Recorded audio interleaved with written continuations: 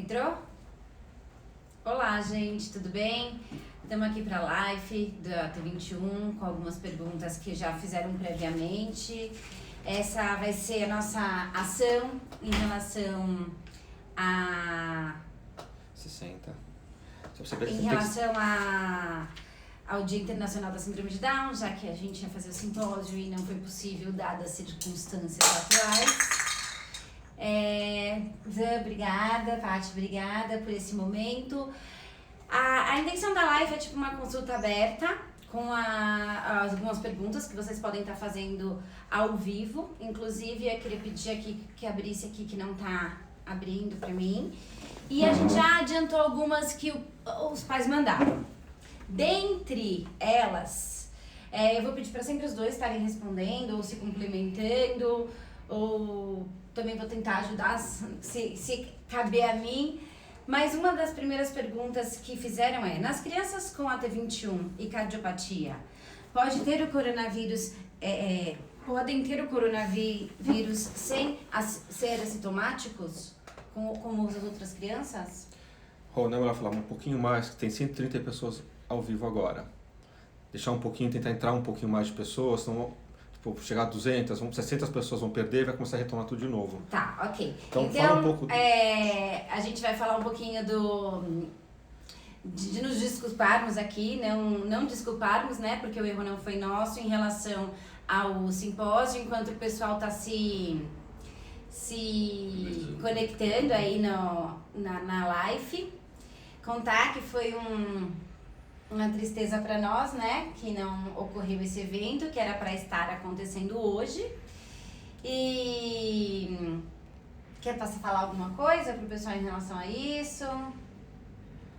Primeira coisa, eu acho que tem que parabenizar toda a comunidade com o Síndrome de Down pelo Dia Internacional, né? Que nós estamos comemorando num dia um pouco nublado aqui em São Paulo. Eu não sei onde é que vocês estão, mas aqui está nublado, tá meio que a temperatura está tendendo a cair, mas a grande segurança que o governo do estado e do município de São Paulo, bem como do governo federal, deixou bem claro, enfatizado, é fazer com que haja uma redução de agrupamento de pessoas. Com isso, nós, sem dúvida nenhuma, optamos em não ter o simpósio antes mesmo de uma determinação governamental. E é uma forma da gente compartilhar com vocês esse momento. Paty? Eu queria parabenizar todos pelo Dia Internacional da Síndrome de Down e, infelizmente, frente às circunstâncias atuais, pedir calma, pedir que as pessoas lavem a mão, usem álcool gel, se conscientizem, não saiam na rua, saiam o mínimo possível, porque, graças a Deus, para as crianças parece que o coronavírus ele não é tão agressivo, mas para os idosos a história é diferente e todo mundo tem um idoso por perto ou na família, então a consciência tem que ser de todos e eu acho que no Brasil a gente está conseguindo tomar as medidas. Vamos ver se a gente consegue desenvolver melhor do que a Itália e a China. Tá travando. A gente chegou a 200 já, tá aumentando rapidamente. Às vezes dá umas travadas aí, gente, é um pouquinho da questão do Wi-Fi, muita gente conectada ao mesmo tempo também. Vai me avisando que eu tô controlando aqui pela conta do Afonso, então quem responder em nome de Afonso, no caso sou eu aqui, mantendo a conexão aqui com vocês para passar as perguntas e tá conversando com eles. E eu acho que agora a gente já pode começar, chegamos em 230, então 232, então acho que a gente já pode começar. Desculpa ter te interrompido, é que o povo começou aqui, tá travando. Eu vou começar então por essa pergunta que a gente já tinha conversado, com relação às crianças com AT21 e até adolescentes. Pode acontecer deles estarem com o coronavírus e estarem assintomáticos como as outras crianças comuns? Bom, a princípio é muito importante caracterizar que a pessoa com trissomia do 21, como qualquer outro indivíduo, pode ser um indivíduo que esteja portando, quer dizer, carregando, tendo um elemento infeccioso para qualquer ambiente e ele não apresentar sintomatologia. Isso é um indivíduo que a gente chama de portador são. São, de novo, no sentido de sadio. Isso pode acontecer sem dúvida nenhuma. E também pode acontecer a ausência de sinais laboratoriais evidentes que compartilhem com a configuração laboratorial específica que o indivíduo esteja com. Então, algumas situações, se a gente for considerar reações inflamatórias sistêmicas e séricas no sentido de sangue, às vezes a gente pode ter o indivíduo com alguma coisa e não ser detectado a nível laboratorial. Mas eu queria que a Paty complementasse.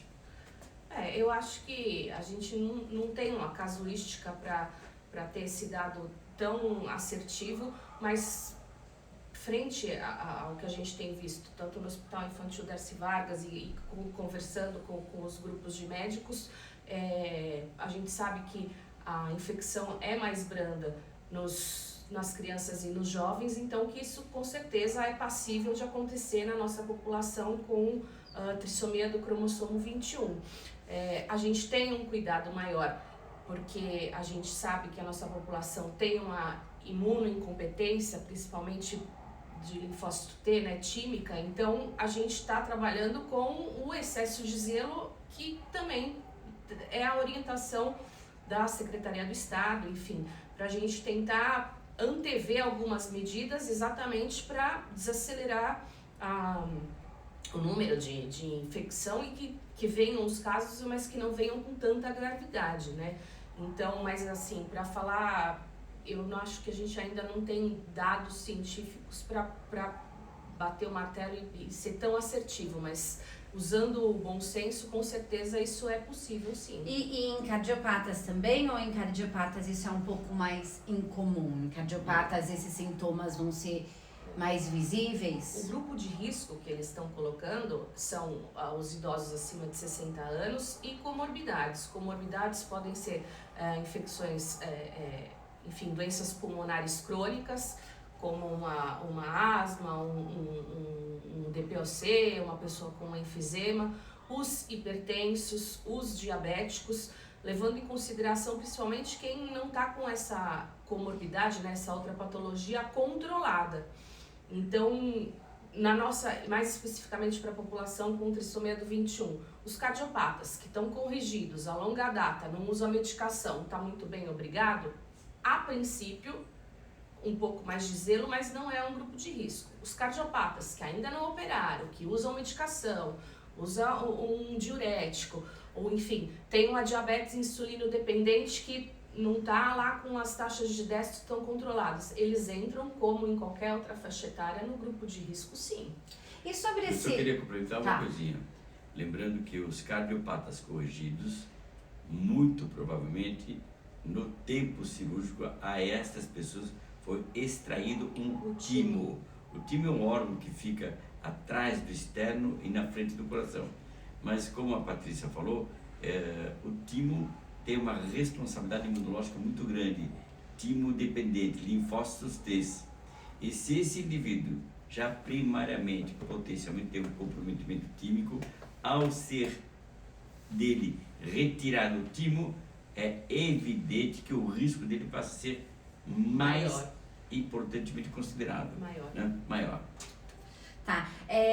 Uma pergunta que agora surgiu nos últimos dias e que não quer calar e que todo mundo está super ansioso em relação ao medicamento hidrocloroquina associado à amoxicilina, é isso?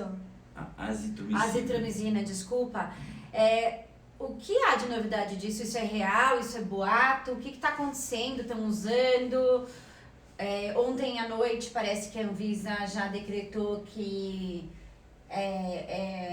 um medicamento com restrições. O que você sabe atualmente a respeito disso? Bom, deixa eu só antecipar algumas coisas muito importantes.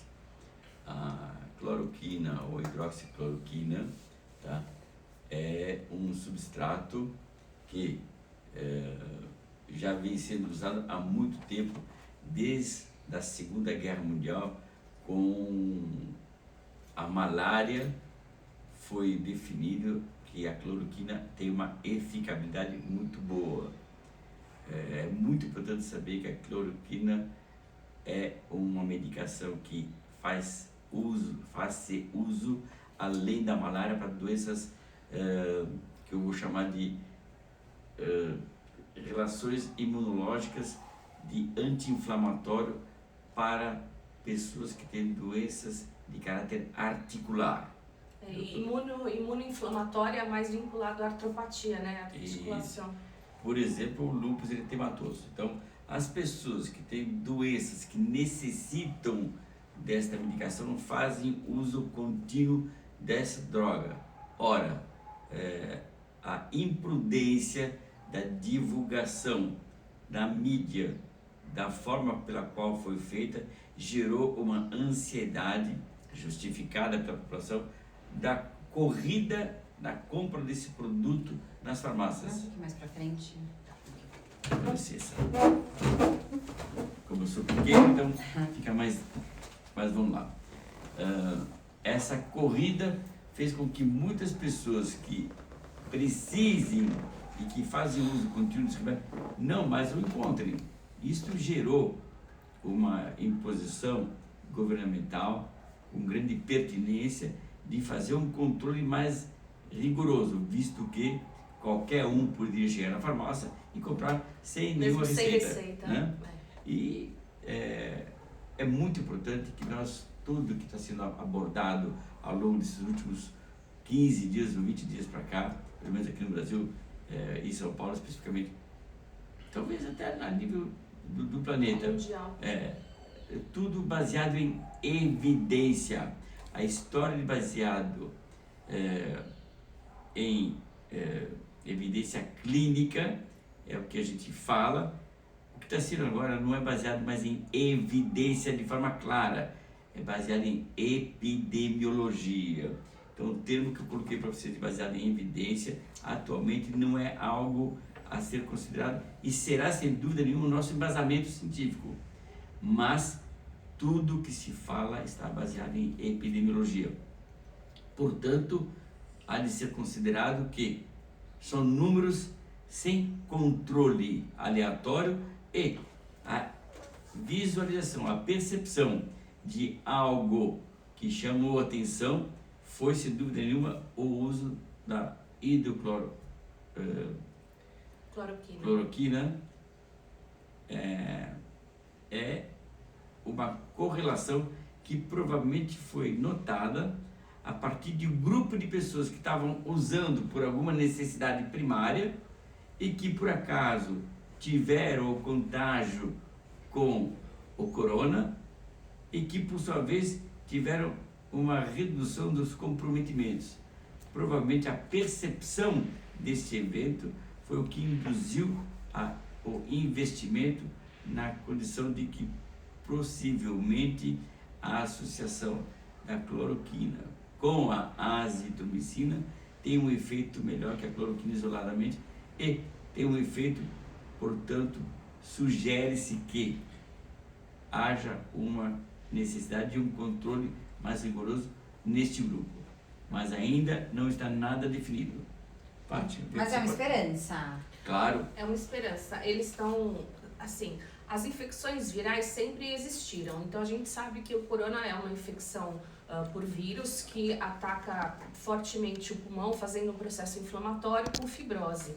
E tem outras doenças virais que têm esse comportamento. Então, as medicações que já foram usadas para outros vírus, possivelmente podem ter uma ação contra o coronavírus. Então, interferon, imunoglobulina, hidroxicloroquina. Então, eu acho que é só uma questão de tempo de daqui a pouco aparecer alguma coisa que ajude.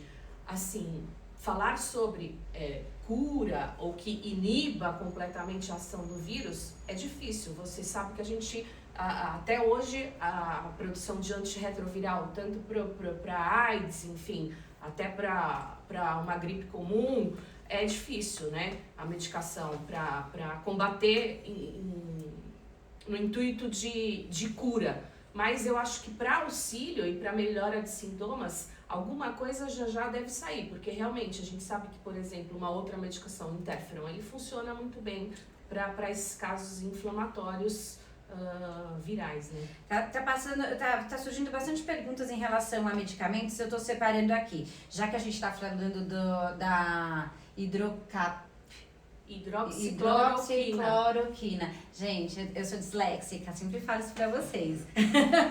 Eu acho que você pode usar o CQ ou HCQ. HCQ, tá, facilita muito. HCQ é hidroxicloroquina e a cloroquina é só o CQ. É a associação que se faz hoje, a hidroxicloroquina com a azitromicina. Mas eu queria aproveitar esse ensejo para só lembrar uma coisinha. A Paty realçou muito bem que os processos virais, né, que comprometem a via respiratória são os processos que atualmente estão cada vez mais evidentes, justamente por mudança climática. Isto é sazonalidade. E o que eu queria marcar é que as pessoas pudessem entender, só para relembrar um pouco, o processo viral, ele gera um processo inflamatório do fim da árvore respiratória. A árvore respiratória é a inversa. Eu tenho o caule que começa dentro da traqueia e os ramos, essas traqueias vão tendo ramos diferentes, que são os ramos de uma árvore, e no fim dela nós temos as folhas. Nas folhas é que nós chamamos de área de árvore respiratória terminal, que é o fim dela, onde há uma estrutura que se chama de alvéolo.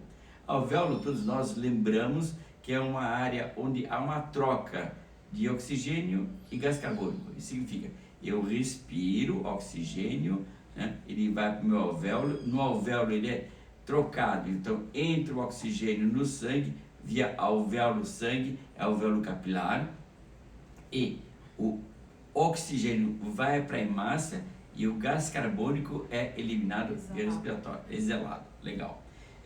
O que acontece é um processo inflamatório importante que aumenta a distância ou reduz a perfusão do oxigênio dentro do sangue. Esta perfusão significa essa falta de oxigenação por processo inflamatório alvéolo capilar é que gera a grande alteração respiratória e a insuficiência ventilatória.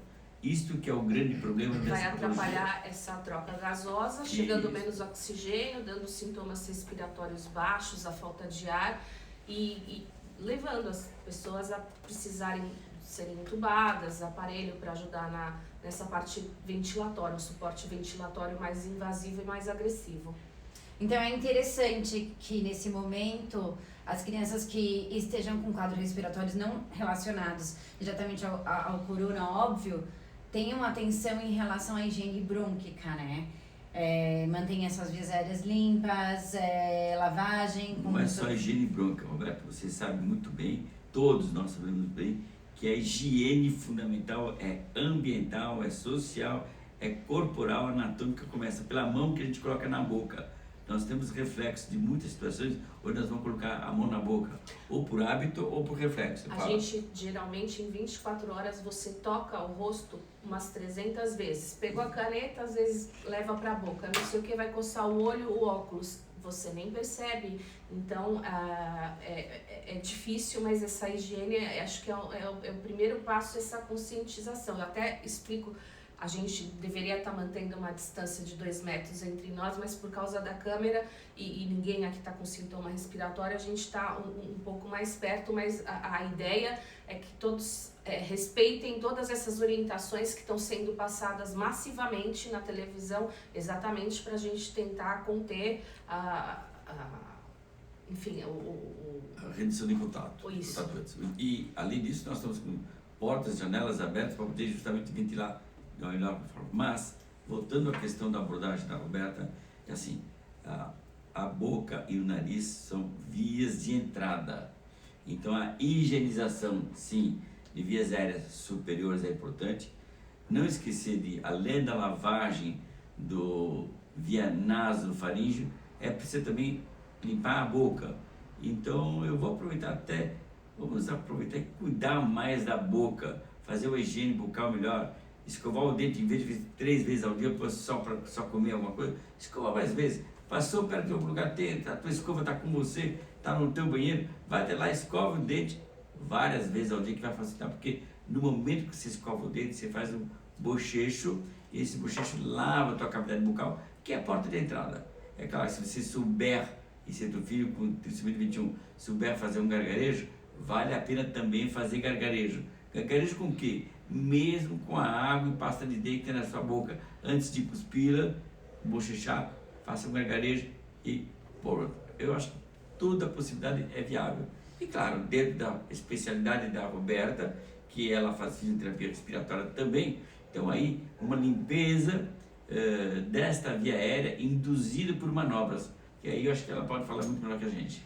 Não, o que eu coloco é que as fisioterapeutas que tenham essa especialização, que se proponham a atender essas crianças nessa fase, para evitar que elas precisem ir ao hospital, porque é uma fase super complicada em vias hospitalares. Então, se vocês conseguirem fazer um via domiciliar ou higienizar um ambiente próprio da sua clínica ou do seu ambiente de trabalho, para estar mantendo essas vias aéreas prévias, manter essa ventilação através de manobras que as físicos conhecem, evitando que essas crianças vá a quadros respiratórios que levem à internação, eu acho que é super importante nessa fase. Mas voltando aqui com as perguntas, vai voltar um pouquinho para a questão do HCQ, porém estão me perguntando muito a respeito de vacina. Tanto a gripal quanto crianças pequenas ainda que a pneu não pegou, se deve levar para ir fazer a segunda dose, se vale a pena sair de casa para fazer essa vacinação da gripe ou se espera essa fase mais aguda. O que vocês trazem para a gente a respeito dessa questão da vacinação nesse momento que a gente está vivendo hoje? Eu acho importantíssimo fazer a vacina. Os serviços estão fazendo com agendamento, com uma distância para as crianças não se cruzarem nos serviços de saúde. Como vai chegar uma hora que vai ficar difícil a gente ter kit para fazer um diagnóstico de Covid-19 para todo mundo, é importante que a gente faça o diagnóstico de influenza ou evite a contaminação por influenza ou vírus sincicial respiratório. Então, tudo que você puder fazer para evitar uma doença que vai te deixar em dúvida se você está com uma síndrome gripal, essa síndrome gripal é por influenza ou é por Covid-19? E existe uma vacina para isso, é pertinente que você faça. Todos os sistemas de saúde e clínicas de vacina, eles estão fazendo via agendamento e eles estão usando cada um, enfim, com senhas, alguma maneira de fazer esse serviço com segurança. Então, eu acho que cabe a ligar para o serviço que você está acostumado e ver a melhor maneira possível de realizar. Mas eu acho que é pertinente sim que se faça a vacina sim. Tá, só um adentro aqui rapidinho. Eu acho legal colocar, que eu lembro que na outra live que a gente fez, que se tiver a opção de escolher entre as vacinas, porque foi perguntada aqui qual vacina, a tetra é a mais indicada, porém... A tetra gripal. Tetra gripal. Ou tetragripal ou quadrigripal, né? É muito importante não fazer confusão com a tetraviral, tá? Que é outra situação, que é sarampo, cachumba, rubéola e varicela. Né? Então, a tetragripal ou a quadrigripal é a melhor das opções. Entretanto, a tríplice ou a triviral, não, a trigripal também pode ser usado, só que com um elemento de agente menor com relação à quadrigripal. quadro viral, desculpa, quadro gripal. Eu queria só enfatizar uma coisa muito importante. O bom senso determina a importância de se fazer a imunização. Por quê? Porque nesse momento epidemiológico que extrapola o quadro agudo daquilo que a gente chama de COVID, né? Do corona, Covid, né?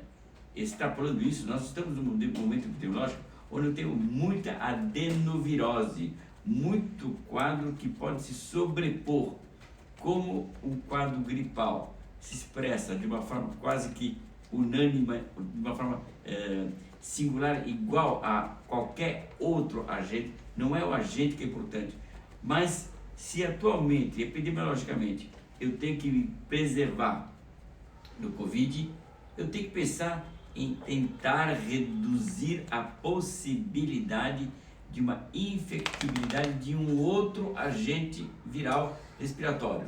Portanto, fazendo a vacina, eu acabo dando uma segurança, né, de que a possibilidade de uma infectibilidade de outro processo é menor.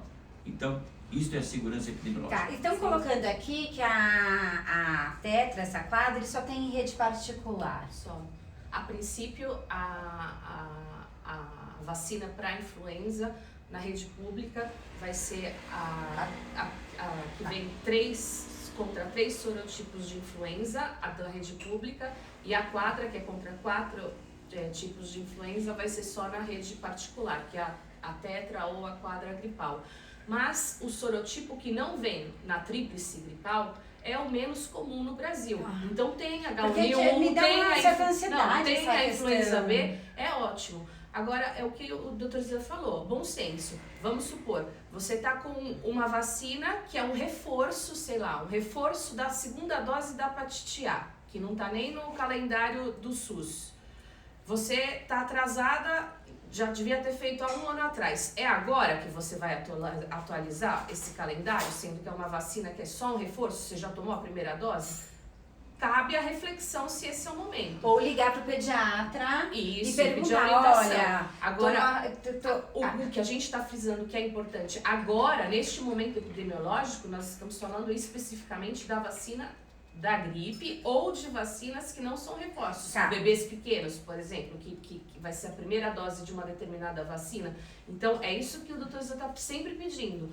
Tudo vai ter que ser avaliado com bom senso, até porque o que a gente está falando hoje, dependendo da situação epidemiológica do país, amanhã já pode nós nos encontrarmos numa outra situação.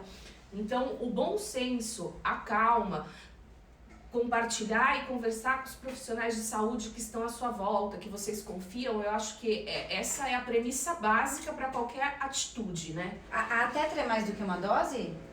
Só para bebês, quando você vai fazer, bebês assim, quando você toma a primeira vez a vacina da gripe, a primeira vez na vida, são 2 doses, com intervalo de 1 mês entre elas. Acabei de perguntar isso. Não é especificamente para bebê, que você faz a partir dos 6 meses, por isso que eu falo bebê. A primeira vez que você toma a vacina da gripe, vão ser 2 doses com intervalo de 30 dias entre cada dose. Tá, e aproveitando que a gente está falando sobre vacina, perguntaram também a respeito da meningo B. E eu sei que não é vacina, porque eu já tomei uma bronca na outra live, mas para falar um pouquinho sobre a palivizumab. Então, a palivizumab, ela é um anticorpo monoclonal contra o vírus sincicial respiratório. Realmente, ele não é uma vacina. Ele não é exatamente igual à vacina da raiva, mas só para vocês entenderem, fazendo uma homologia. Não é a mesma coisa. Quando você tomou uma mordida de um cachorro raivoso ou de rua, que você não vai dar uma vacina, esperar você criar anticorpos. Você já vai dar o soro para combater a determinada doença. Então, no caso da palivizumab é isso, é o soro já com os anticorpos para evitar o vírus sincicial respiratório. Como já é o soro pronto, aquilo só tem uma durabilidade, uma efetibilidade de 1 mês. Então, você tem que tomar no primeiro e no segundo ano de vida 5 doses no período da sazonalidade. É 1 por mês no período mais frio. Então, geralmente você faz abril, maio, junho, julho, agosto. é um anticorpo monoclonal, qualquer imunobiológico, eles são muito caros para você conseguir confeccionar e aplicar. Então, não está disponível para qualquer criança. Ele tem as suas indicações. No Brasil, a indicação é para prematuro menor de 28 semanas, para cardiopatas com repercussão clínica, ou seja, que tomam medicações, ou pneumopatas que fazem uso de oxigênio. Mas você fazendo um relatório bem elaborado, dependendo das comorbidades, você consegue que crianças com síndrome de Down, mesmo as que não têm todos esses comemorativos, que não estão 100% dentro desses critérios, que eles consigam a palivizumab no sistema público de saúde. No convênio é um pouco mais difícil, tá? No convênio eles vão querer que esteja absolutamente dentro dos critérios, mas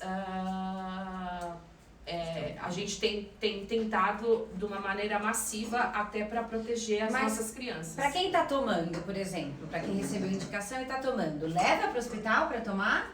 Eu acho que depende. Se você tem que ligar no lugar para perguntar, vocês estão fazendo com agendamento? Vocês estão respeitando e tentando preservar as crianças? Vocês estão mantendo uma distância de 2 metros entre elas? Se isso for possível, pôr a máscara na criança, uma máscara cirúrgica comum, e tentar sim levar. Tá. Eu queria só fazer um complemento de algo que eu possa interpretar que a informação leiga precisa ser melhor traduzida para que as pessoas entendam o que é uma vacinação, né? Que é o que você perguntou com relação ao meningo B, que já nós vamos responder, e o que é o uso da palivizumab, que é o anticorpo.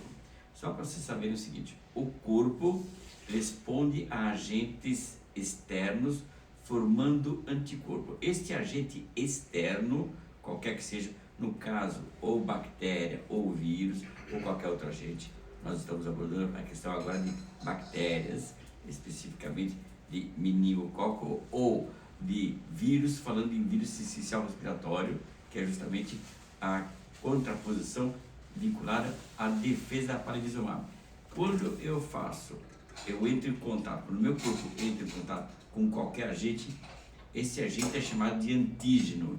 Este antígeno vai fazer com que meu corpo produza anticorpos. Essa produção de anticorpos, após o contato com o antígeno, gera um hiato de tempo. Eu preciso que o meu corpo reconheça que o substrato não faz parte do meu corpo, portanto ele é chamado de not self, não próprio do corpo.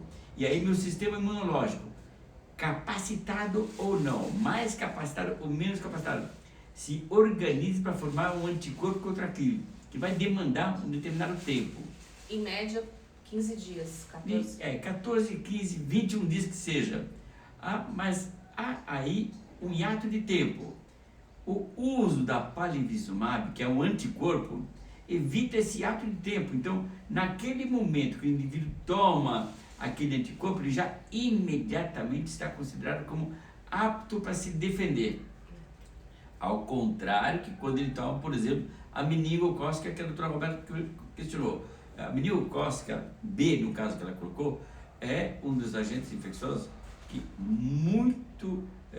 tivemos marcadores durante o momento epidemiológico de 74. Nós tivemos meningococcemia B e meningococcemia A graves. Só para vocês terem uma ideia, eu estava acabando de me formar em formação final, eu estava no hospital e todas as crianças que chegavam só com febre, potencialmente em 20 minutos, deveriam ter uma cobertura, né, de cuidados médicos, de atenção, porque em 20 minutos eu podia ter um grave comprometimento, que era uma meningococcemia. E nós perdíamos pessoas, crianças, com muito curto tempo. Em 2, 3 horas, o indivíduo chegava no hospital com a garganta inflamada e 2, 3 horas depois ele estava em óbito, com uma gravíssima situação. A vacinação contra meningo B é importantíssima. Então, por que o governo não consegue? Porque ela ainda é muito cara em termos de realização. Mas, sem dúvida nenhuma, há uma preocupação grande que o governo esteja e está de fato investindo em programar esta questão de cuidados para com o meningo B. Entretanto, para uma situação onde nós não temos a possibilidade de fazer essa imunização de forma imediata, tá? Nós devemos fazer quando pudermos. O problema dessa vacina é que ela é, de fato, muito cara para a condição do PIB do país. Isso significa quanto a população ganha e quanto ela pode pagar em uma imunização. Isso é difícil de entender. Eu entendo que é algo muito delicado a gente abordar isso e ser ainda para um grupo muito definido, economicamente diferenciado. Entretanto, é muito importante caracterizar o seguinte: durante os primeiros 24 meses de vida, portanto, nos primeiros 2 anos de vida, a imunização contra a meningo B ela é proposta com intervalo de 2 a 6 meses entre cada uma das doses. Eu estou frisando, são 3 doses durante os primeiros 24 meses, cujo intervalo delas é de 2 a 24. Não é porque você fez a vacina do teu filho hoje, que daqui a 2 meses tem que fazer a segunda. Eu tenho discutido com todas as pessoas que esta vacina, com bom senso, ela pode ser feita de 5 ou de 6 meses de intervalo máximo, por questões econômicas. Por outro lado, a partir dos 2 anos, a eficabilidade já definida é somente com 2 doses, não mais 3. Se eu considerar um custo de, vamos lá, a média de 700, 600 reais, cada uma das doses, vezes 3, dá R$1.800. Se eu fizer R$1.800, o intervalo de 2 em 2 meses, economicamente, para qualquer um de nós, é algo a ser considerado. Ora, se eu considerar isso com intervalo de 6 meses, já fica mais aliviado, eu posso me preparar. Mas eu preciso me preocupar muito com a sazonalidade, com um momento epidemiológico apropriado, dirigido ao diagnóstico específico da possibilidade de eu ter um evento ligado a meningo B e até poder questionar por que não protelar, fazer-se depois de 24 meses. Isso é uma questão extremamente delicada. O pediatra tem que ter muita cautela e sugerir que se faça a partir de 24 meses. É muito importante fazer durante os primeiros 2 anos de vida. Portanto, eu preciso que vocês tenham atenção a se programar a esta vacina. Se puderem, ou façam, sim, porque é de suma importância. E eu queria que a Patrícia, respondendo pela emergência do Hospital Infantil da Civaga, e mais ainda, respondendo pela Sociedade Paulista de Pediatria do Departamento de Genética, ela tem uma responsabilidade em divulgar isso no ambiente pediátrico muito maior que a nossa. Por favor, Patrícia. É o que eu coloquei. Eu acho que o calendário vacinal brasileiro é um dos melhores do mundo. Estou falando do calendário público. É claro que vacina é uma coisa que previne, salva vidas e é extremamente segura, então você tem que dar pelo menos a informação e orientar que o calendário seja o mais completo possível. Então deve ser acrescido das vacinas particulares, que seria a meningo ACWY, a meningite B, a pneumo 13. Isso, perguntaram sobre a pneumo 13 e pneumo 23. Deve ser feito, mas como eu falei, se a criança, estou falando agora na situação de hoje que temos o Covid, a criança vai fazer o reforço da meningo B, ela já tomou uma, teria que fazer a segunda. Como o Zé falou, eu posso fazer com intervalo de 2 a 6 meses. Eu vou levar agora que a situação está assim? Não, eu protelo um pouquinho. Mas essa discussão e esse bom senso tem que ser compartilhado com o pediatra da criança, que vai bater o martelo e firmar essa orientação. Como eu disse, Se a gente levar esse assunto para a vacina da influenza, o da influenza, eu acho sim que tem que ligar e ser feito, inclusive no momento epidemiológico atual. Vírus sincicial respiratório, o anticorpo monoclonal, a palivizumab, a mesma coisa. Não estou falando para levar assim sem orientação. Liga, pergunta se dá para ser agendado, se dá para ter a distância do próximo cliente, enfim, manter a distância e o horário agendado. Põe a máscara cirúrgica na criança e tentar fazer. Bom senso e compartilhe com o médico para tomar essa decisão final. E com relação a home care, por exemplo, quem tem acesso a esse atendimento domiciliar, você acha que vale a pena colocar esse indivíduo, vale mais a pena sair com a criança e fazer essas condutas, ou chamar um indivíduo de forma individual para fazer uma aplicação residencial? É possível? Como é que funciona isso? O problema é que os serviços domiciliares, do que me falaram, as filas já estão para maio e junho. Quem agendou, agendou. Quem não agendou já não consegue mais. Entendi. E com relação à idade? Tem alguma idade mínima para isso? Para essa vacinação? Influenza é só a partir de 6 meses de idade.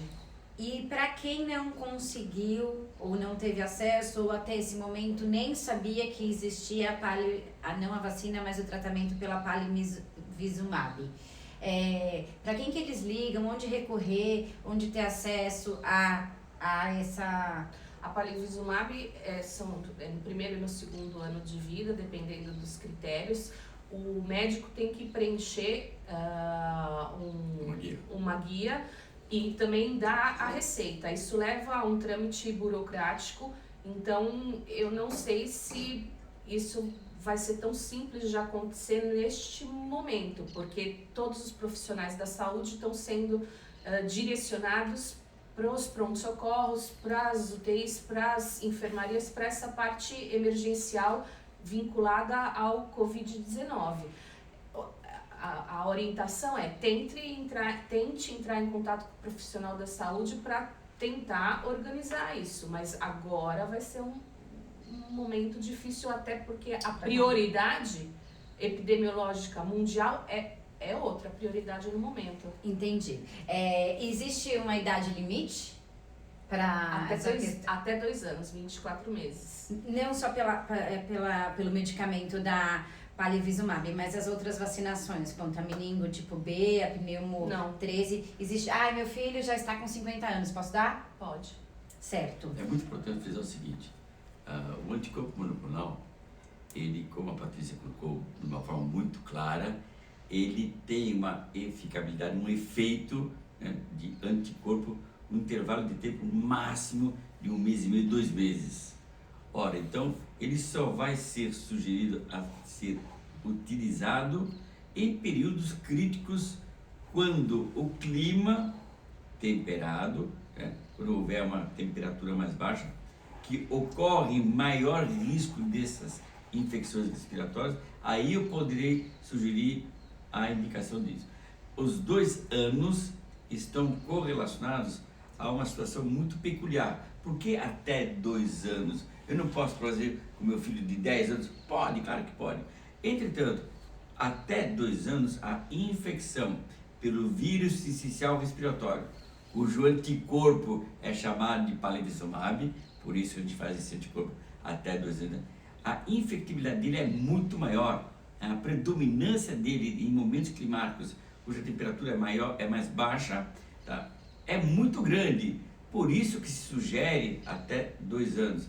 Isto, entretanto, não exclui a possibilidade de ser feito após. Depende da sensibilidade individual. Porque se eu for imunodeprimido e eu tenho 5 anos, e nesse momento seria válido eu fazer isso. Só que o custo, né, eu preciso muito considerar isso, é extremamente elevado.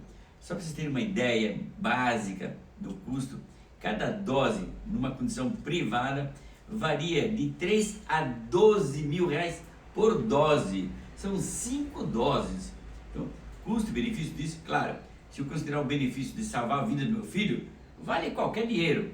mas eu preciso pensar em termos de população, público. Então, esta é uma condição muito individualizada. Vai falar, Paty. Então, eles colocam até 2 anos de idade também, pela gravidade dos quadros. Um prematuro menor de 6 meses, se pegar o vírus sincicial respiratório, certamente vai ser internado. Aparelho e tudo. Quase mais de 90% vai ser entubado e vai te custar 10, 15 dias de UTI, às vezes mais. Levando tudo isso em consideração, não só a parte do benefício de saúde, de vida, mas também de custos, até para o governo vale mais a pena custear esse anticorpo monoclonal do que bancar uma internação tão prolongada.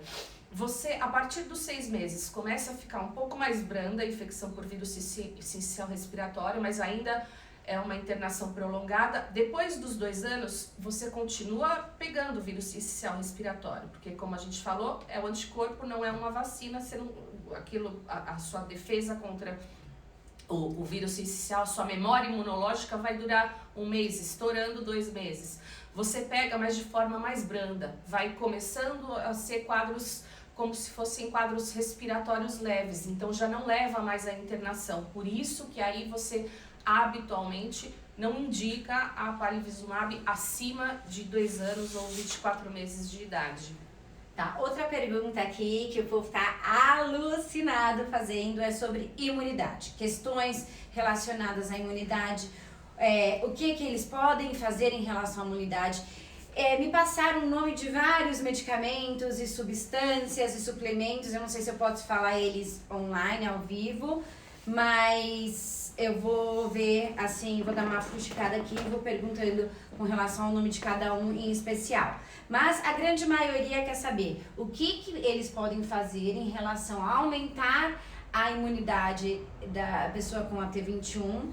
Eles querem saber em relação a suplementos e alguns medicamentos específicos que eu vou escrever aqui, vocês veem se eu posso falar ou não.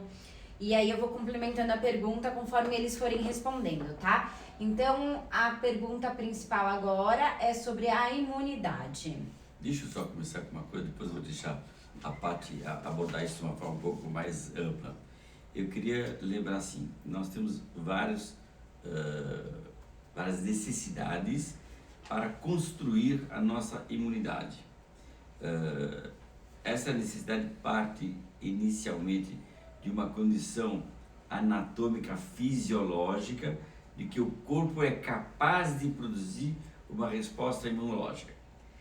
Dentro desta abordagem de capacidade, de habilidade do corpo produzir uma imunologia, uma resposta imunológica, eu tenho que lembrar que para que eu possa produzir essa minha resposta imunológica, eu tenho que ter substrato para poder produzir isso. E o substrato parte de alguns parâmetros, alguns alicerces muito importantes. O primeiro substrato, necessariamente, além da higiene que foi amplamente enfatizado, parte de uma condição nutricional. Se este indivíduo tiver uma contingência nutricional, um suporte nutricional bom, deverá ele ter uma sustentabilidade na sua produção imunológica. Existem alguns substratos imunológicos, sem dúvida nenhuma, substratos, eu vou chamar de metais, especificamente. Zinco. Pronto, então eu tenho um zinco. Tem bastante perguntas sobre o zinco. Calma, vai ter tempo, espero, para a gente abordar isso de uma forma um pouco mais ampla.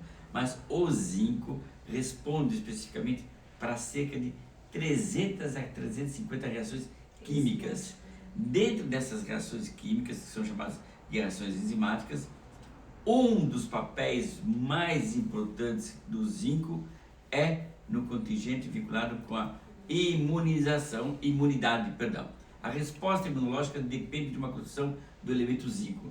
Então, o zinco tem uma peculiaridade, é um dos únicos substratos nutricionais que nós temos como um aporte que não tem armazém no nosso corpo.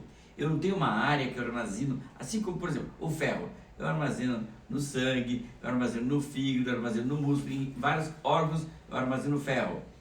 ferro também é muito importante, mas eu quero chegar ao zinco porque ele tem uma particularidade muito específica, singular. Por quê? Porque ele não tem armazenamento.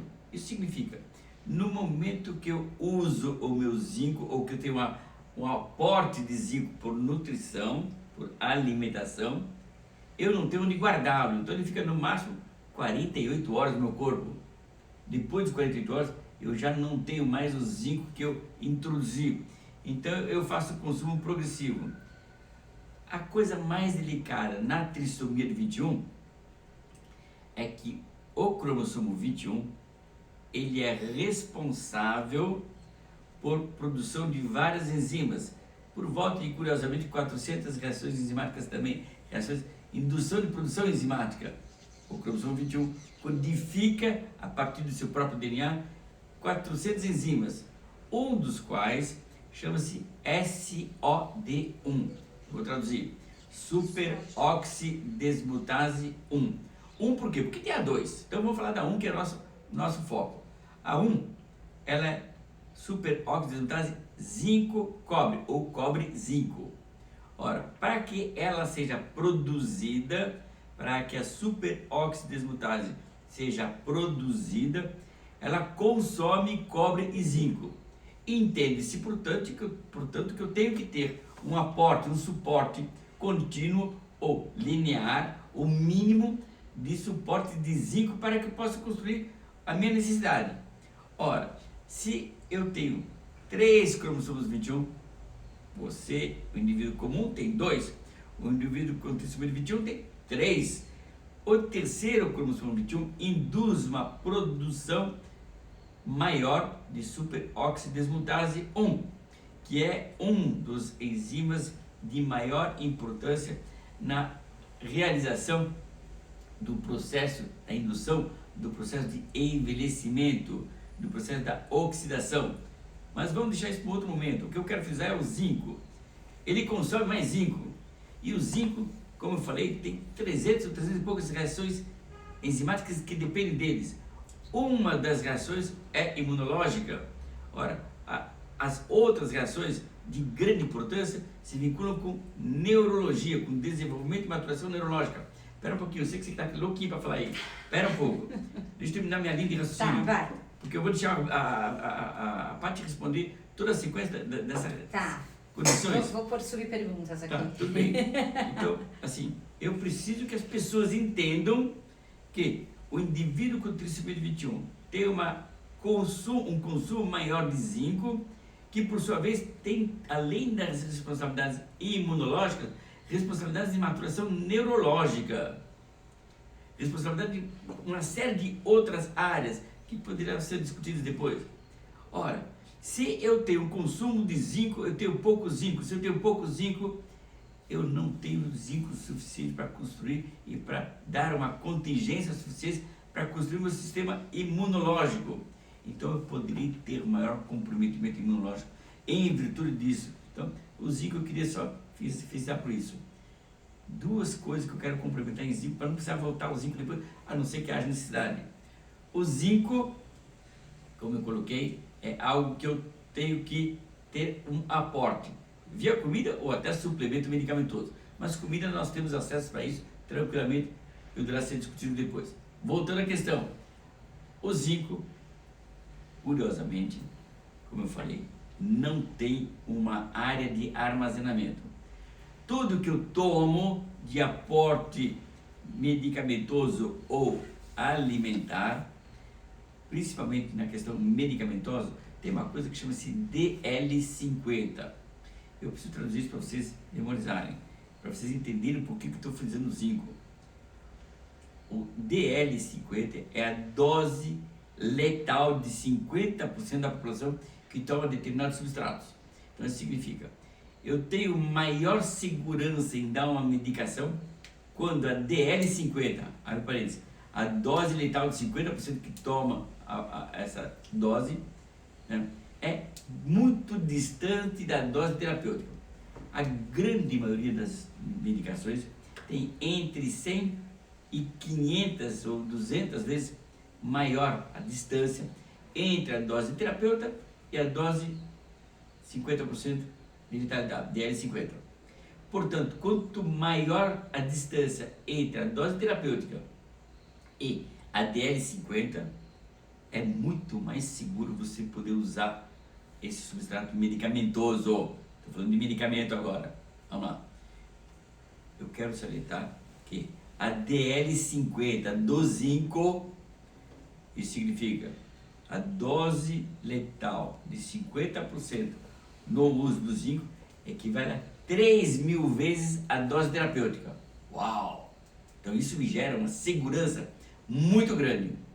Mais ainda, a metade da dose letal de 50%, metade da DL do zinco, DL50 do zinco, a metade dessa dose gera náuseas e vômitos. Portanto, o indivíduo que fizer o aporte medicamentoso de zinco em alta concentração não vai ter a sua infectibilidade, não vai ter a sua hiperdosagem de dose letal, visto que a metade dessa dose gera náusea e vômito, então ele não vai conseguir se intoxicar com o zinco. Mais ainda, como é que foi descrita a dose letal de 50% do zinco, se em 50% a metade dessa dose já gera náusea e vômito e não chega a essa dose? Legal, é a pergunta pertinente e que eu vou fechar. Assim, na minha geração, nós tínhamos a história do barracão de zinco, que é aquela música, barracão, barracão de zinco. Enfim, existiam fábricas que fabricavam lâminas de zinco que se cobriam nos barracões. Essas fábricas produziam um poder do zinco inalatório. E quando você inala via respiratória o zinco, ele pode sim gerar uma DL50. E foi aí que foram descritas as grandes contingências das expressões de letalidade em zinco. Em resumo, não temos risco de usar um zinco em doses elevadas, gerando problemas qualquer que seja para o corpo humano, porque o corpo tem uma defesa de 3.000 vezes acima da dose terapêutica.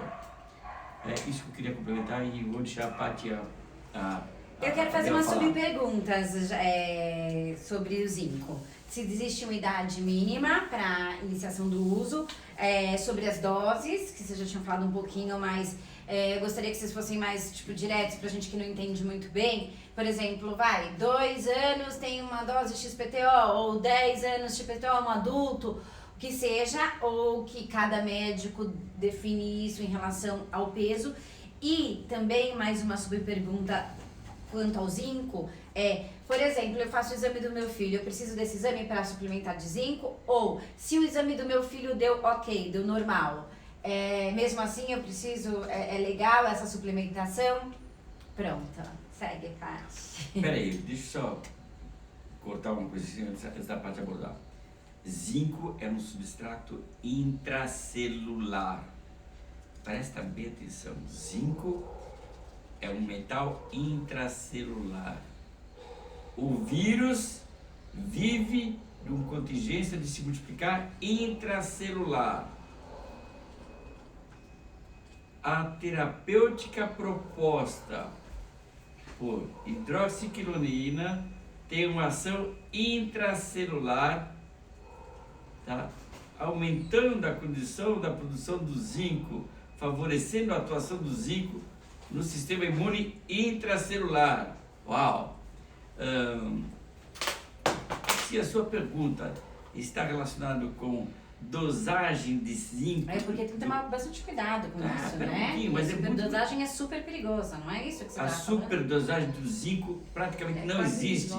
É seguramente ilusória a palavra dela. É ilusória. Então eu não tenho que me preocupar com a superdosagem. Mas o bom senso me permite, eu não vou dar uma hiperdosagem. A dosagem varia de criança para criança, de indivíduo para indivíduo, de contingências nutricionais e daquilo que ele aporta como comida e se ele precisa de suplemento ou não. Isso é uma condição. A outra condição clara é que Essas doses variam de indivíduo para indivíduo, de momento para momento. Existe um basal disso, sem dúvida nenhuma, que é mutante e, portanto, o pediatra, o médico que vai definir a dose que ele vai